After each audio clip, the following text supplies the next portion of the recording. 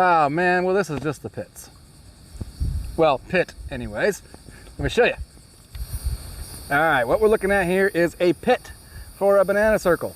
It is approximately maybe 8 foot by 8 foot, and here's what happened.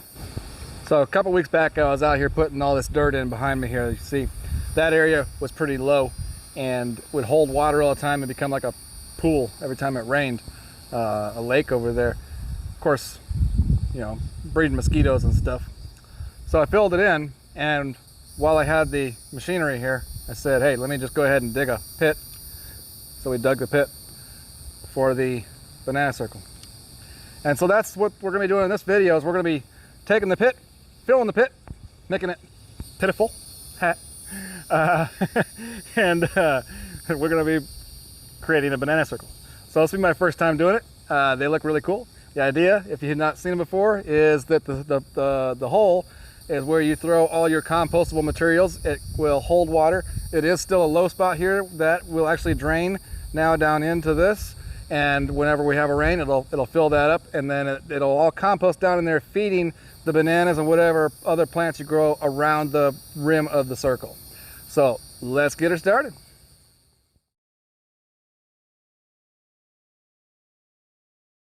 So the bulk of the stuff that I have around here is going to be palm fronds. We also have some oaks, and so I'll have some pruning branches from those and some of my fruit trees and things like that. But the bulk of it will be palm fronds, and then also some tall grasses too.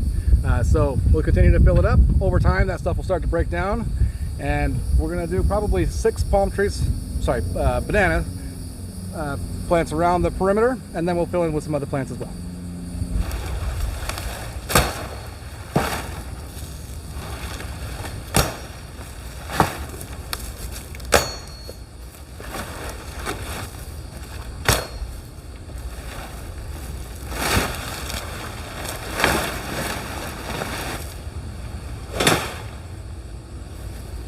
So I'd like to have some grasses, maybe some leaves, some things, debris like that that's going to break down a little faster than the palm fronds will. These things can take a long time to break down. So we have some of this grass here that grows really pretty tall. I mean, it can grow 5, 6, 7, 8 foot tall. I don't know what it is, but it's great for biomass because you cut it off, a couple weeks later, you can cut it off again. A couple weeks later, you can cut it up again. It just keeps on growing back really tall. So we're gonna get some of that stuff too. To get it, I have this tool I wanna show you. So this here is a little sickle, little handheld sickle. I mean, just small little thing, but it's got serrated edges. So it doesn't really need to be sharpened like it would if it was a straight blade.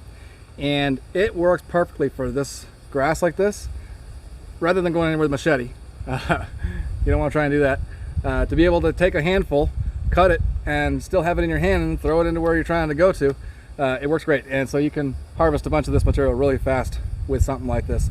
Also works great for weeding in your beds and things of that nature. Highly recommended.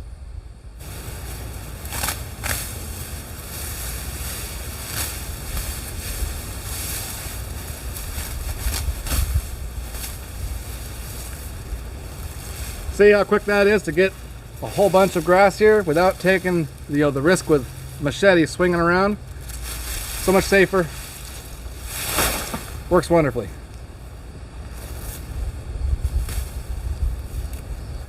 I am going to try to avoid getting these seed heads like this. I don't really want this stuff to grow up in my middle of my banana circle, because getting in there to try to get rid of it would not be easy.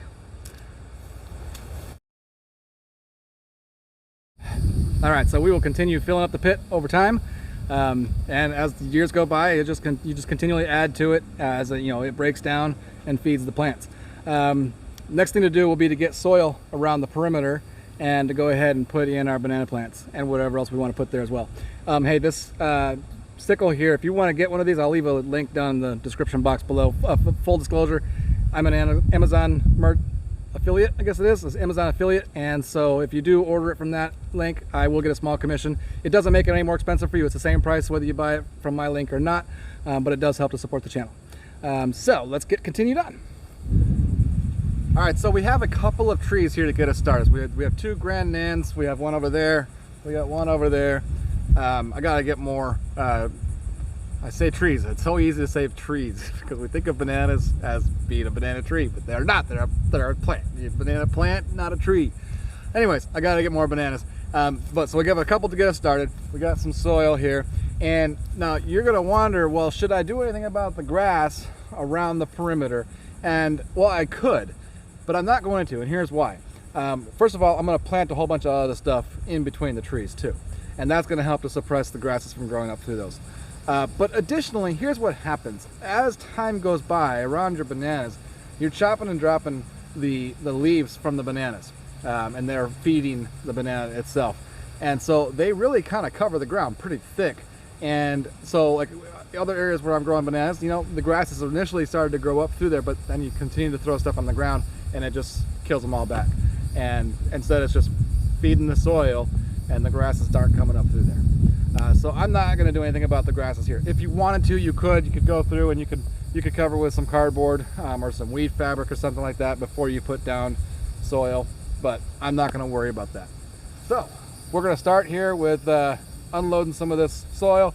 We're going to build up a pile around, so the top of the pit, if this is our pit down here, we're going to build up another mound on top of that. That's going to allow water to collect up along the side of it. This area section over here, this naturally will drain down in, so we actually don't want to cover that area. We want to leave an opening there where water can drain down into the pit and fill the pit up to, you know, help to feed to water all of the trees, plants. So we'll get started with these two. So where I'm going to put these in the ground at, I'm only going to dig down into the ground, maybe 2 or 3 inches, not real deep, because most of this I want to be actually doing above the current ground level. So we're going to dig a very small hole, and then we're going to fill in mainly around with the new soil, and I have a little bit of mushroom compost we're going to mix in there, and that's going to, the soil I got too also has fertilizer in it. So between that and some mushroom compost, it's going to be plenty of feed to get these things started and going good. The purpose of even digging anything at all here is not really necessary to make a hole for this to sit into, but more so just to break up the ground underneath of where this new plant is going to sit, so that the roots can have an easier time to get down into the soil.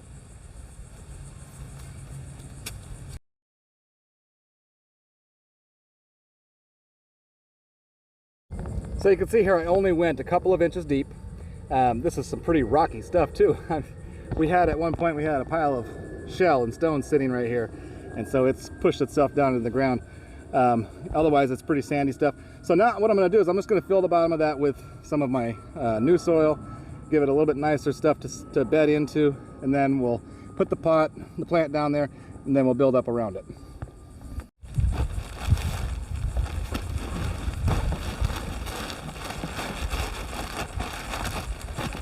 This is my mushroom compost. I like to mix it up in the wheelbarrow with my garden soil before I put it down.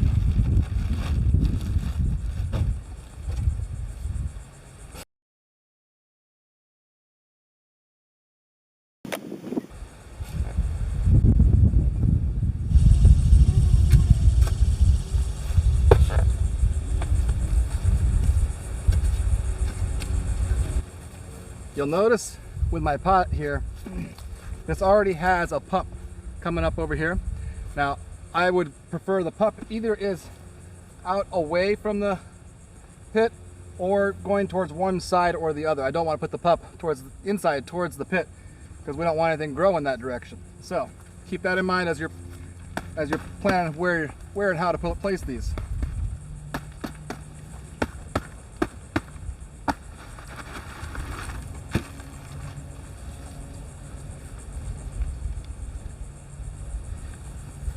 I'm going to place it so that the pup is on the left side, and so it can start to work its way in a circle around the pit. That's the idea anyways.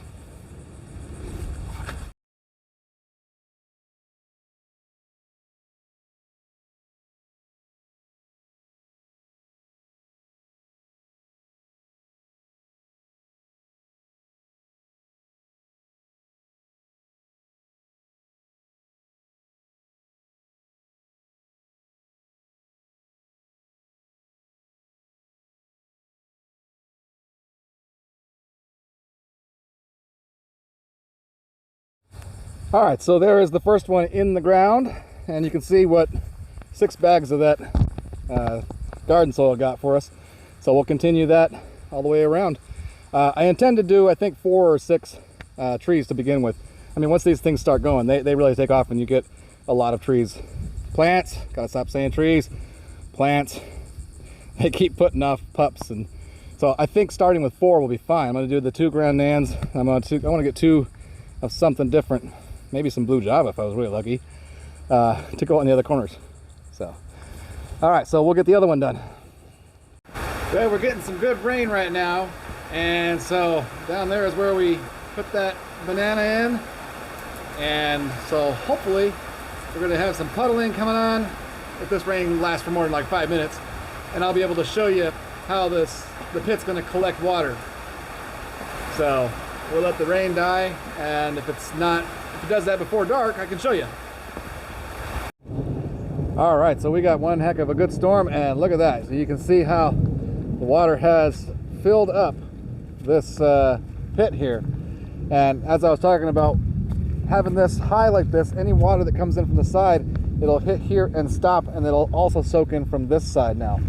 So we're not going to fill in over there on that side because that's where all the water wants to drain from up there and drain down this way. So we're really going to do these 3 sides here, and maybe just a little bit in from this corner, a little bit in from that corner, and that's it. And then we'll leave the rest of that open for things to drain down in. So check out all this stuff that we got. We cleaned out from the pond. Some plants that are growing along the edge, and cleaning out the pond, we decided to throw it here into the pit because this stuff's going to provide a lot of nutrients and minerals and things like that that we can't get just from, you know, our trees and palm fronds and stuff like that. You know, even when we chop and drop banana leaves and stuff like that. That, because it's coming out of the fish pond, that's awesome. And that's a lot of that. So that's going to produce some very good compost inside of there. All right, so it's been a few days, and I've been putting in a bunch of work here. Didn't really get the camera going, but we're getting near the finish line here. I've got one more banana on the way, and as soon as that one comes in, we'll get that put in there. And that one is actually a blue java. I was able to locate one. So let me show you where we're at now. All right, so here is what we've got so far, and let's see. We have this is the Grand Nan, and that's a Grand Nan over there. I think that's how you say it, Grand Nain, Nan, whatever, I don't know. Then we have an ice cream banana. We have over here what's called a double mahoi. That's a new one for me. I haven't heard of that. I'll have to look it up and see what that's all about. And then we get the blue java. That's going to go in over there. So I got to get a little more soil, and yeah, and that will basically complete the circle that we're going to do so far. We're going to leave this section open so that water can drain from down here into the pit down there. So far as other plants, I've got there's some grasses here that put around there, and hopefully these will grow up. We can chop them back and throw them in there, and that'll give us some material to throw into the pit. Then I put a whole bunch of chives around the perimeter. We got these ones here.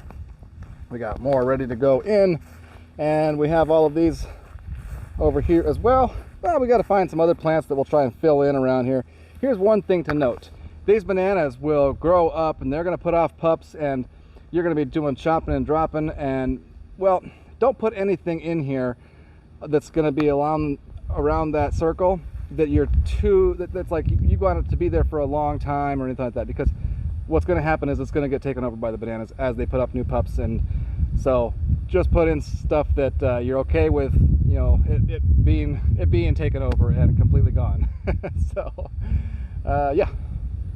Another thing about having this space open here still is that it's going to allow me a place to get into here to throw, you know, whatever I want to put in there. As far if I've got large stuff or small stuff, regardless, either way, I got a large space here I can get in. If I come in with a wheelbarrow and I want to dump stuff in with a wheelbarrow, I'll be able to do that.